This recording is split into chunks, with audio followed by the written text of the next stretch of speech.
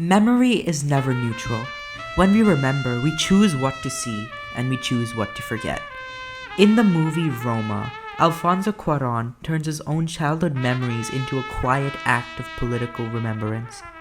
On the surface, it's the story of Cleo, a domestic worker caring for a middle-class family in 1970s Mexico City. But underneath, it's a portrait of a country built on invisible labor, racial hierarchy, and the myth of harmony. This isn't nostalgia, it's archaeology, digging through personal memory to uncover the truth. The film takes place between 1970 and 71 during the rule of the Institutional Revolutionary Party, or the PRI, a political machine that promised modernization while silencing dissent. Mexico City was expanding rapidly. Shopping malls, cars, and television sets symbolized a new middle class. But this progress was built on the backs of poor and indigenous workers. The illusion cracked on June 10, 1971, during the infamous Corpus Christi massacre. Government-backed paramilitaries, known as Los Halcones, opened fire on student protesters.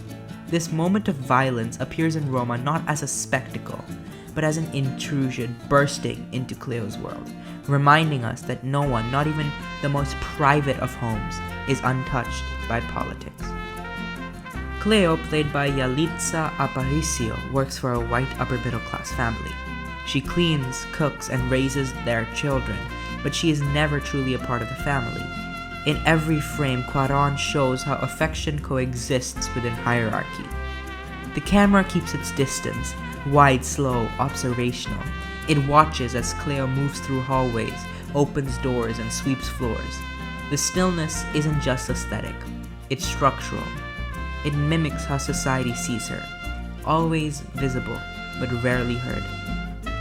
When the father leaves the family after an affair, the woman's lives fracture.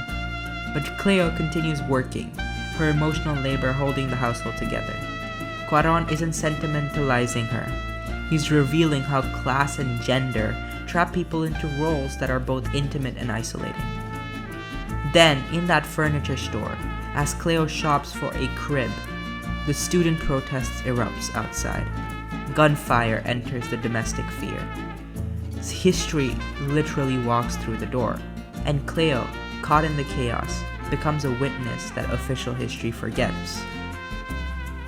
Roma is shot in shimmering black and white, not to beautify the past, but to strip it of nostalgia.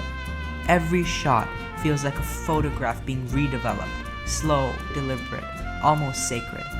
Cuarón recreates his childhood home in obsessive detail, but he shifts the perspective away from his own childhood self to Cleo. That single choice turns his memory into empathy. The film asks the question, who gets remembered by history? Who gets left out of our stories of progress?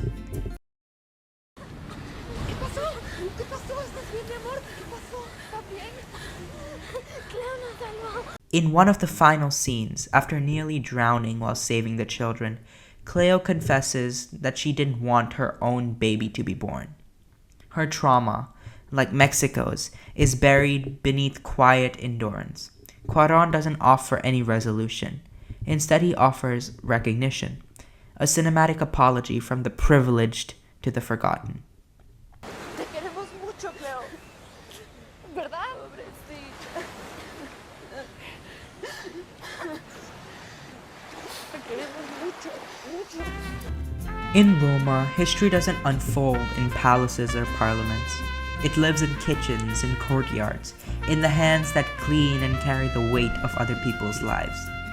Cuarón turns memory into a form of justice, not to glorify the past, but to finally see it clearly. And in doing so, he reminds us that every act of remembering is political.